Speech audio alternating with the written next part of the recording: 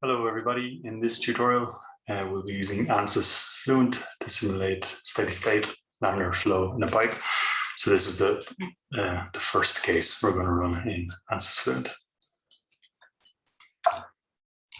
Okay, so when you open Windows 10, if you have Ansys Workbench installed, so if you search for Workbench, so any recent version is fine, so click it to open it. So depending on which version you have, it may check the license when it first opens. So if you install the UCD version, it may check the license, or the student version won't.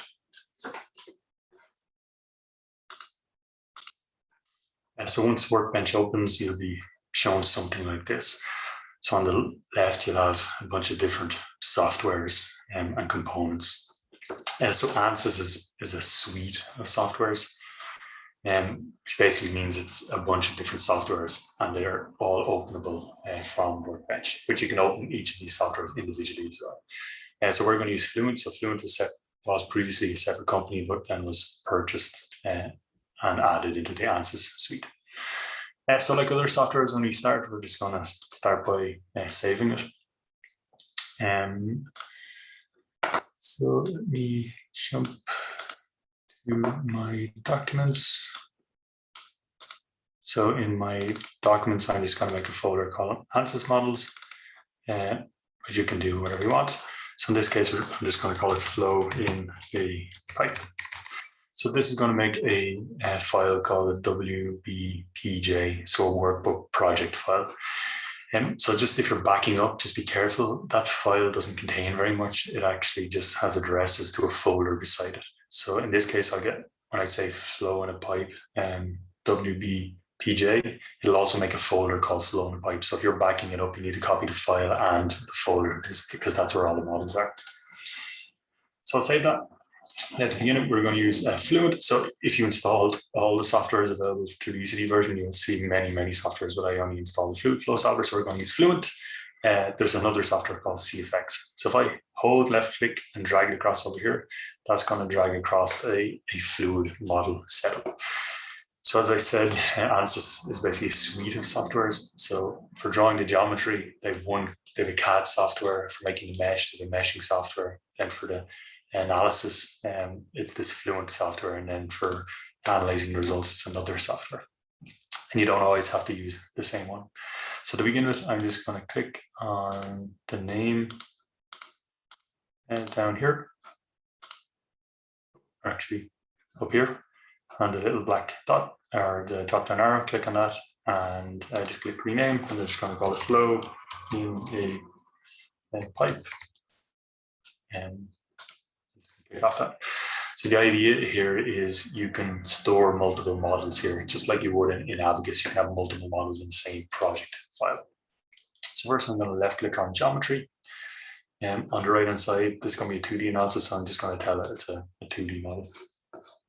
So if I right click on geometry here, there's the default CAD software is called SpaceClaim. So SpaceClaim is like a fully fledged CAD software. So in Abacus, it has pretty basic CAD.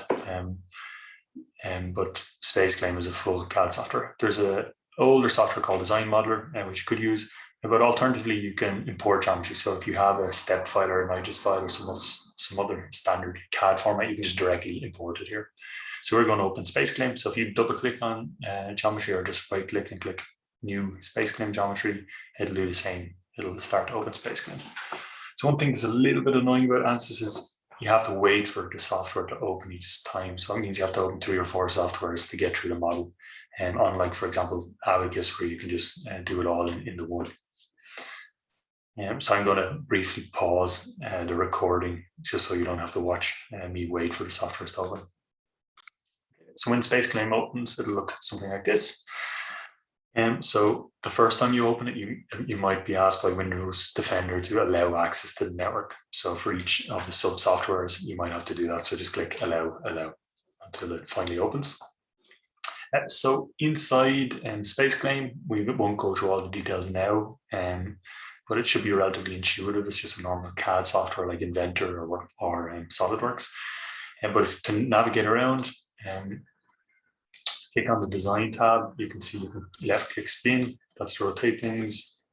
You can click pan to move around, or click on zoom to zoom in, zoom out. Press an escape on the keyboard will on select or deselect one of those. But also if you have a middle click, you can middle click to rotate, or if you middle click holding shift, it will pan, and middle click holding control will zoom. So the first thing we want to do is we're going to sketch on the XY plane. So I just want to change the default sketching plane from the XZ here, you can see, to the XY. So if I just right click on the Y axis, I click select new sketch pane, and then I just move around my mouse until it's on the XY, and then just left click. So now it's in the correct direction. So now we're just going to sketch the geometry. So in this case, it's an axisymmetric pipe. So if you imagine it's a circular pipe, but because it's axisymmetric and the flow we're expecting to be axisymmetric, we're only going to model a slice of that, like a pizza slice, basically. So we're just going to model a rectangle. That rectangle is assumed to be the same if you rotate it around the axis. So if we change the view, so here you'll see this little purple box. So if you drop down that and go to front, we're going to be looking straight on. And then we're going to go to the sketch tab here. We're just going to sketch a rectangle. So now click the origin, drag it over. Doesn't matter the dimensions initially. I'm just going to click to make my rectangle. I can press escape so I don't want to make another rectangle. And I'm going to dimension it. I could have dimensioned it as I was drawing, but I'll just do it as a secondary step. So click dimension, click this, drag out, click to place the dimension, and hover over the number and just left click. And then you can see now it's selected. So just start typing. So 0.1 meters. Press enter. And then you can see dimensions is still selected. So left click the bottom, drag down, and hover over this, click, and then it'll be 3 meters. So it's a 3 meter length pipe, and it's 0.1 meter radius. So the diameter is 0.2. So I want to reset the view now. So I can click here and just click front again, and it'll zoom out. Okay, so that's representing a slice of the pipe. So the center axis is the red line here, and that's revolved around. So the outside is the wall, the inlet's going to be here on the left, the outlet's on the right, and then the center line is the axis. So the next thing to do is I just have to make a surface from those lines. So if I open this tree here, I have the 4 lines here. If I left click, I can select each of them. You see they're being colored green as I go through them. So either I can select all of the lines in the viewport, or I can just left click on the first one here and then holding shift on the keyboard, click the last one. So that selects all of them. And with that done, if I click fill here, if I hover over it, I can see it gives me explains what it does. But if I left click on fill here, what it does is it creates a surface. So you can see if I hover over that surface, it's yellow. So that's us done. The geometry is pretty simple. It is possible to make to name the boundaries, say call this inlet and outlet and wall and axis, but we're going to leave that to the meshing step here. But they're called name selections, and that can be done in the groups tab here. So to create a name selection, you select something and do it here. So just escape. So okay, that's done. So if I just press X, I don't need to press save. I can just press X. And that will automatically transfer the data back into the workflow here. So you can see a green tick, so it has some valid geometry. So the next step is the mesh. So I'm just going to double click on the mesh. Now this is going to open the workbench measure. So you might actually see on the left, these are the analysis systems, I call them. While I'm waiting for this to open, you can see the measures starting.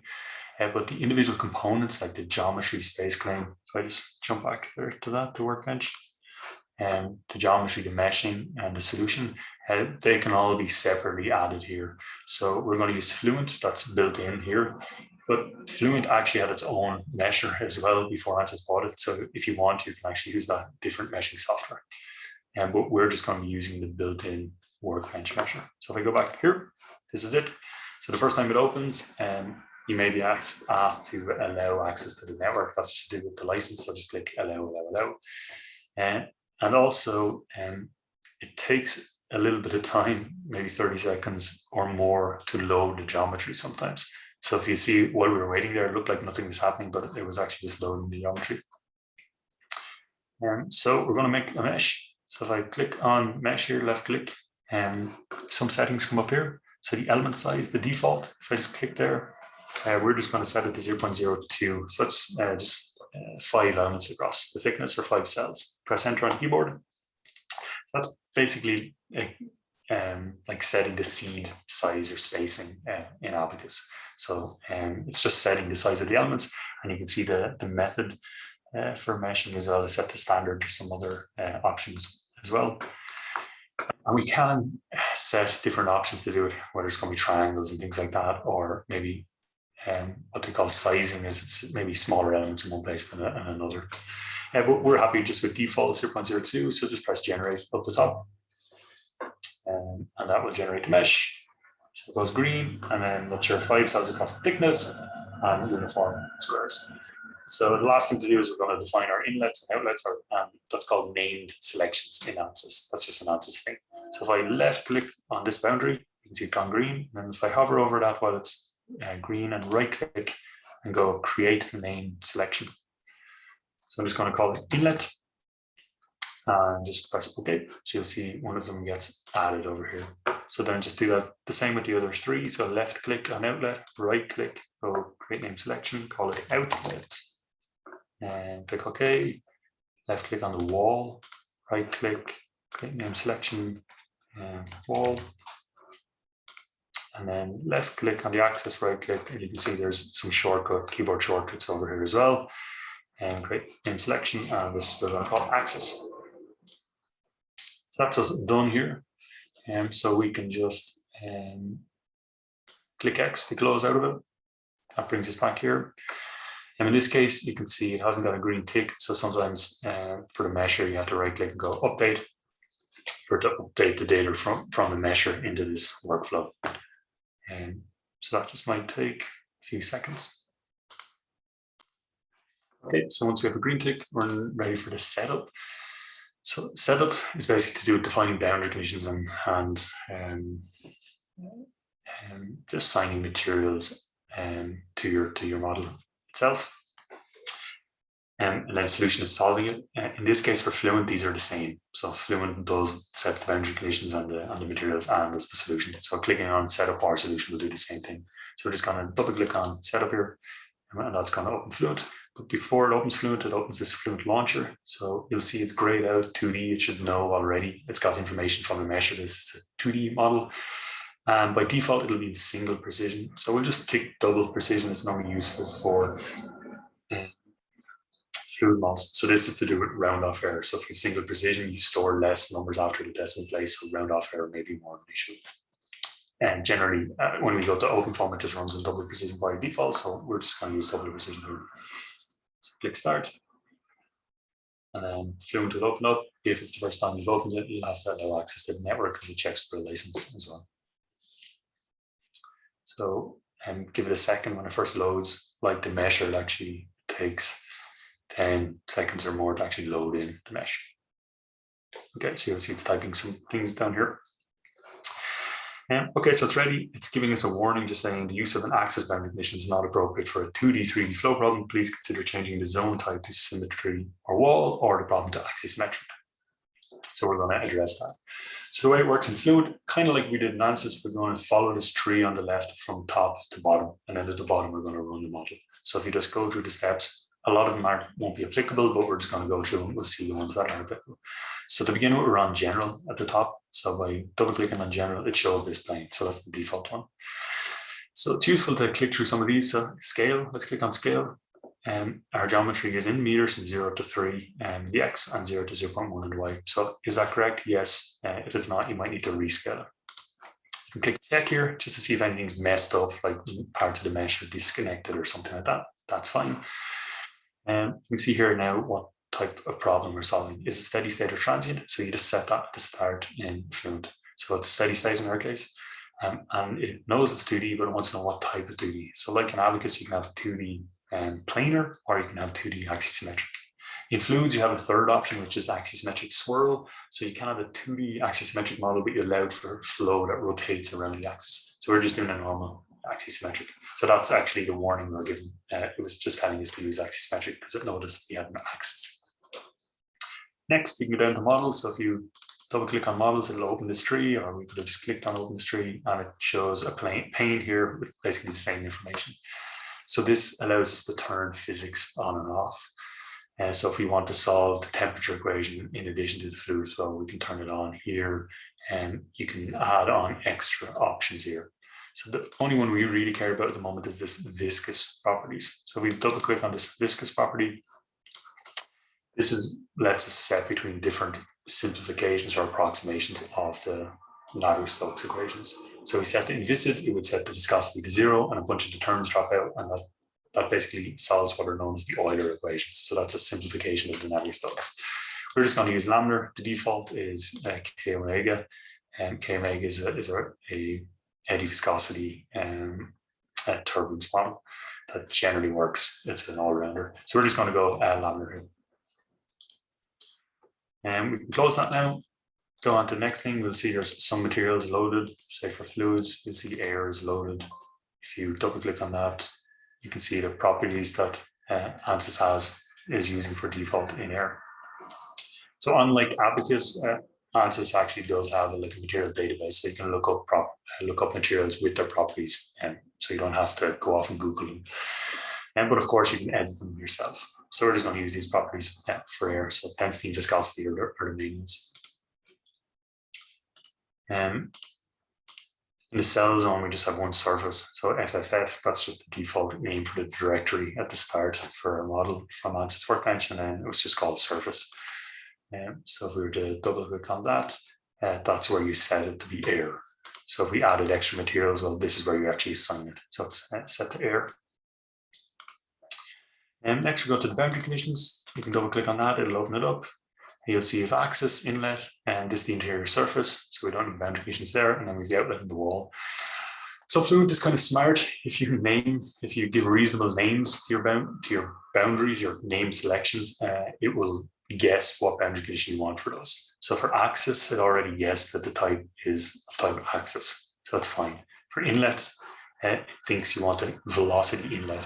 So for inlets in CFD, the normal thing to do is have influence what's known as a velocity inlet. So that's where you specify the velocity and you don't specify the pressure. You instead just set the gradient of the pressure. So you basically say that you don't know what the pressure is going to be, but you know that it's not going to vary from the inlet patch to just inside the domain. So if we double click on that or click edit down here, and we're going to set the inlet velocity. So you can see everything's grayed out except for momentum, because it's only solving the momentum equation or the Navier-Stokes equations, so momentum and mass conservation. So you can see it's set to velocity specification method, magnitude, normal to boundary. So normal to the boundary is perpendicular to the boundary, and set the velocity, we're going to set to 0.01 meters per second. So this is a Reynolds number about 50 in this case if you calculate it. You could also specify all three components, like give the X, Y, Z, but we just want it in the X direction here. So normal to boundary is fine. Press apply. If you did have the energy equation turned on, you would set the temperature of the incoming flow in the thermal tab here, and depending on what other options you have enabled. And so apply that and close it. And we go to the outlet. So a pressure outlet, that's the typical CFD outlet condition. So you don't set the flow rate going out, the velocity going out, you instead set the pressure. And then the velocity you assume is a zero gradient, so isn't really changing across the boundary. So in this case, you're setting a gauge pressure here of zero. So you're basically saying that the pressure at the outlet is zero. So that's the gauge pressure is relative to atmospheric pressure. So you're basically saying it's atmospheric pressure. There's some other options to do with what happens if backflow starts to occur. So in an outlet, you expect flows going out, but just in case your outlet, if something happens, the flow comes back in. And there are some settings here to decide what to do. In some cases, you could, for example, just change it to a wall. So press apply, close, and the last thing to look at is the wall. So I'll just double click on the wall. So you can have essentially two types of wall: a physical wall, so that's called a no-slip wall, You can have a moving wall as well, but you can also have a slip wall. So a slip wall, by definition, has no shear on it.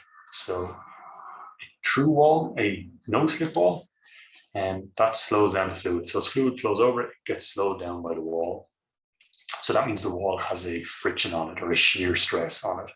And so it's imparting the shear stress on the fluid, slowing it down. So if you have a slip wall, it's basically setting the shear stress to 0. So it doesn't slow down the fluid. It stops it going over the wall, but it doesn't slow it down. So the fluid's not slowed down by a slip wall. So we're going to use a no slip wall. That's a physical wall. It's going to slow the fluid down. So we'll expect that the fluid comes in fast, and then the side by the wall, so the outside of the tube is going to be slowed down, and in the center it might speed up. So we'll get some sort of parabolic profile of the fluid. Okay, that's just done. If we keep going down here, we don't need any of these mesh interface or dynamic mesh. And we will, in later tutorials, use these reference values. So these reference values, these are for Fluent. It has some built-in methods to calculate coefficients of lift and drag, and there's formulas to calculate coefficients of lift and drag. And in those formulas, you need to define things like the projected area, densities, and things like that. So these are not used in the simulation. It's just used as a post-processing step. Or you can set up these lift or drag coefficient monitors so that they are printing out while the solution has been solved. But these are only used for those post-processing calculations. They're not used in the actual simulation to get the results themselves. So we'll go down to solution tab now. So that was our setup part. So you can see from Workbench, there's setup and solution. So both of them are inside Fluent. So we'll go to solution. If you double click on that, it gives you a little description of what this does. So there's bunches of let's say, the maths or the numerics settings that you can decide on. The defaults are fine for now. So it's kind of like in Abacus, you might set the element type and things like that. So maybe linear versus quadratic, reduced integration. So setting the accuracy versus the robustness. So it's the same idea.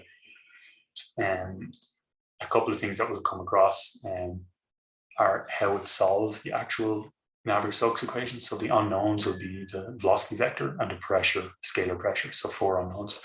So the traditional approaches for steady state is something called a simple algorithm. So that's an acronym. And the piezo algorithm tends to be used for transient behavior. But more recently, there's something called a couple solver. So try to solve them all together. So that tends to be more robust, and that's why it's the default. If these second order schemes or first order schemes do accuracy. So we'll just accept all of those.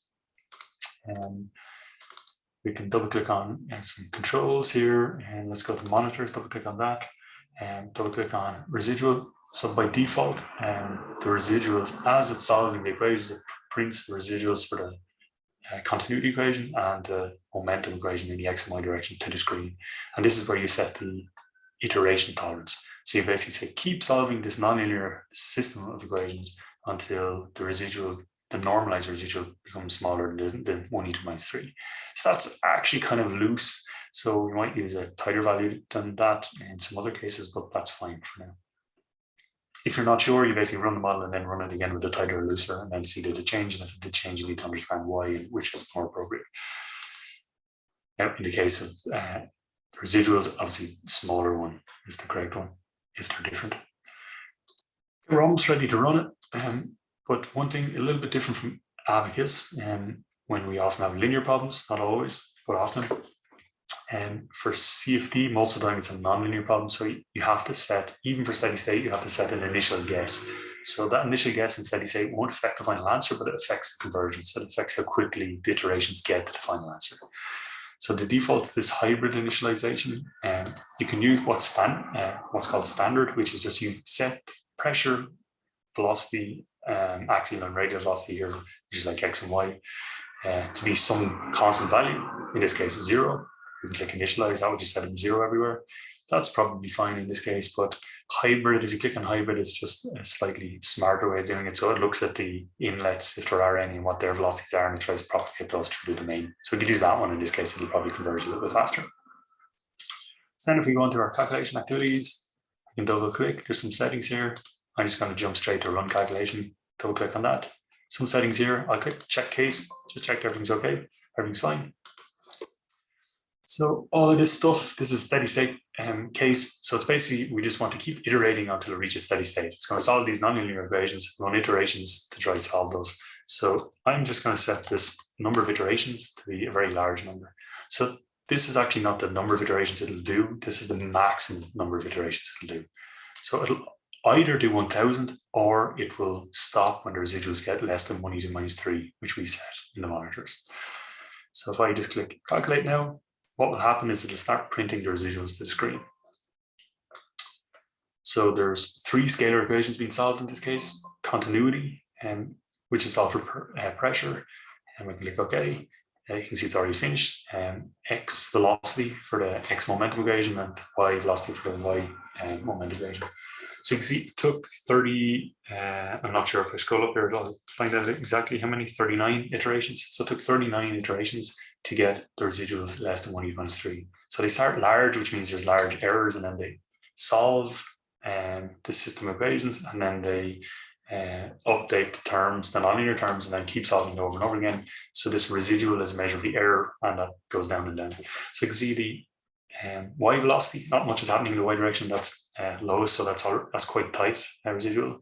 The X velocity is a little bit looser, and it's basically waiting until all of them get below 1 e to the minus 3. So the momentum or the continuity equation is the last one to get there.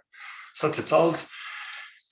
Fluent, since it was its own independent software before Ansys, actually you can post-process all the results here. So I'll briefly show that, but then I'll also show you can look at the results in something called CFD-Post, which is built into the Workbench.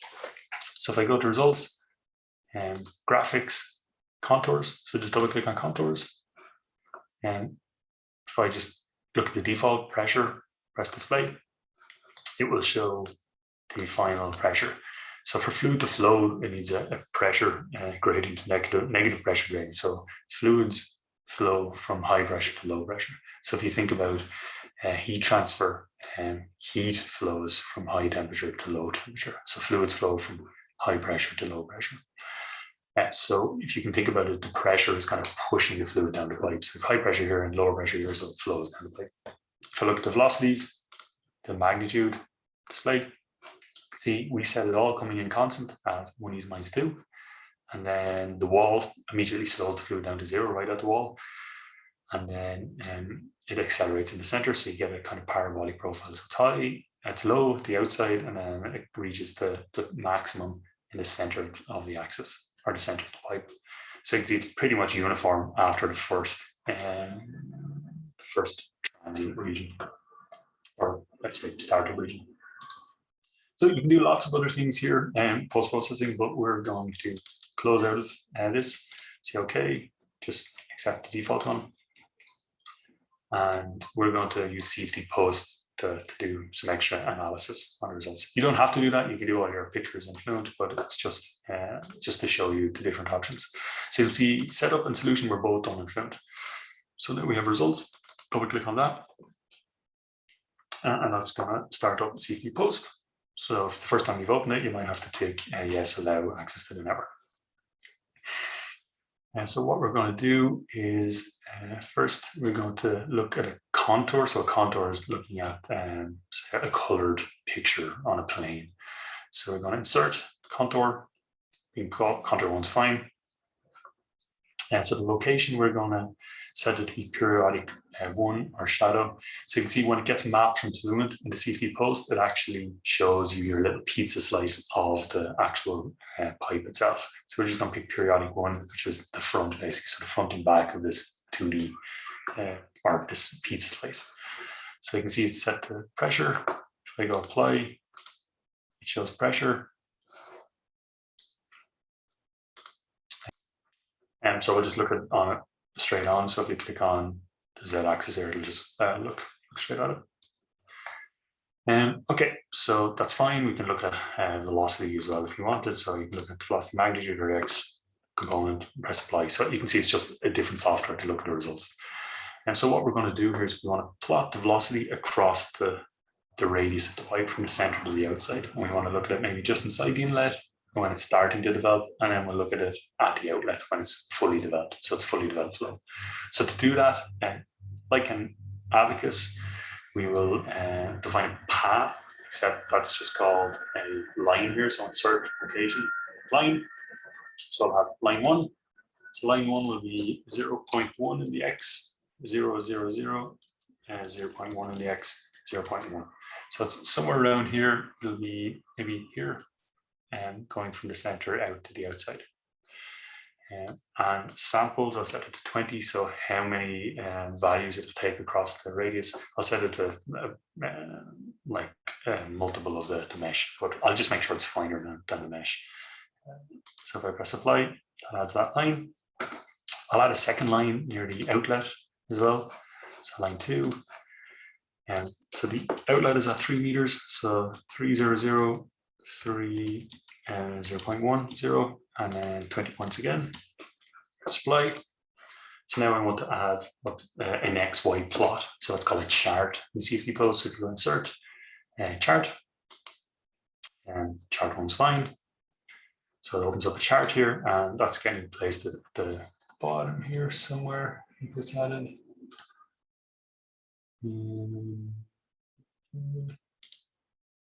Contour 1, lines. Oh, it's because we haven't applied it yet. So you can set different things like the title of the chart, things like that here. But we're just going to go to data series. So what we're going to add to the chart.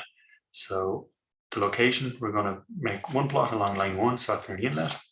And we're going to go to the x-axis. So on the x-axis, we're going to have velocity. So velocity in the x direction, so velocity u is in the x direction. And then the y-axis, we're going to have as the coordinate, so the y coordinate. So if I press apply now, if you imagine 0 here in the y-axis is the center of the pipe, and 0.1 is the outside wall. So the velocity is 0 at the outside wall, and it's maximum around the center. So it's actually maximum a little bit away from the center. So it's not fully parabolic flow yet. So if I add another data series, so if I click here to make a second one, and the second one is going to be along line 2, so that's at the outlet where we think we have fully parabolic flow. So you'll see it'll default to the same. So velocity in x direction, velocity u, and y. So if I just press apply, it'll add the second one. So you can see you actually get a parabola. So there is, in this case, there is an actual analytical solution for this laminar flow. So you can download, I provided file on Brightspace, so you can download the analytical solution. So let's, I've done that onto my desktop. So if I add a third one, which is our analytical solution in this case, I'll, instead of loading it from the model, I'll load it from a file, a CSV file. So I'll open that, and I should have it on my desktop. Get this laminar flow in the pipe. It's a CSV, so it's just a column of velocity versus radius, basically. Click open, and I can switch the X and Y if I want to, press apply. So I can see the analytical solution is perfect parabola. So you can see the blue is not exactly the same, but you can see the resolution of the mesh. We've only 5 cells across the thickness, so you can see a straight line here, here, here. So if I refine that mesh, I would expect the discretization error to reduce, the mesh error to reduce, and that will get me closer to this. And also, it might be that our iteration error might be a little bit high, so maybe setting that residual tolerance to maybe 1 e to minus 4 or 5 or 6, that would also help. So that is this tutorial. I'm going to finish it there.